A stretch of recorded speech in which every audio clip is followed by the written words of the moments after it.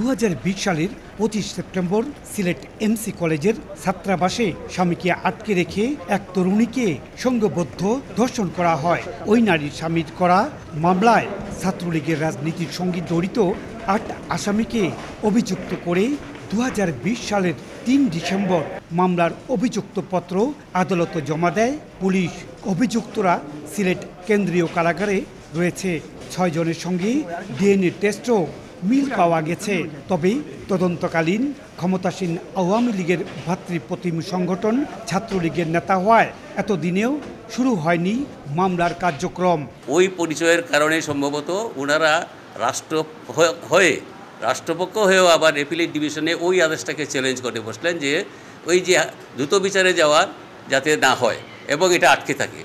সংশ্লিষ্টরা জানান, সিলেটের নারী নির্যাতন দমন ট্রাইব্যুনালে 6000-এরও বেশি মামলা বিচারের অপেক্ষায় আছে, যার মধ্যে 16 থেকে 17 বছরের পুরানো মামলা রয়েছে।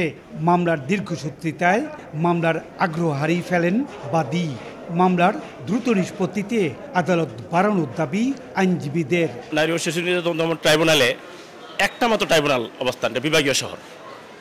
এখানে এত মামলার জর্জে একটা মামলা জামিন হওয়ার পরে পরবর্তী তারিখে ট্রায়াল পেশ করব, আসামি ডেটটাই ভুলে যায়, উকিল সাহেব ভুলে যায় অনেক সময়। এখানে যদি জেলা একটা এবং মহানগরে আরেকটা, দুইটা অন্তত পক্ষে যদি নারী শিশু নির্যাতন দমন ট্রাইব্যুনাল দেওয়া হয় তাহলে সিলেটের জনগণ উপকৃত হবে।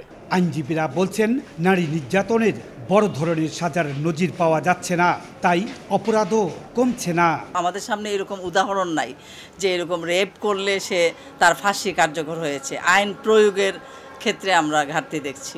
17 মার্চ হাইকোর্ট আদেশ দেন সিলেটের এমসি কলেজ ছাত্রাবাসে সংঘবদ্ধ গৃহবধূকে ধর্ষণ এবং চাঁদাবাজি ও ছিনতাইয়ের 2 মামলার বিচার কাজ দ্রুত বিচার ট্রাইব্যুনালেই হবে।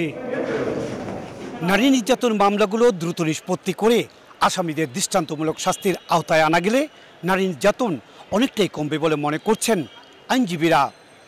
সিলেটের আদালত প্রাঙ্গণ থেকে ইকরামুল কবির, সময় সংবাদ।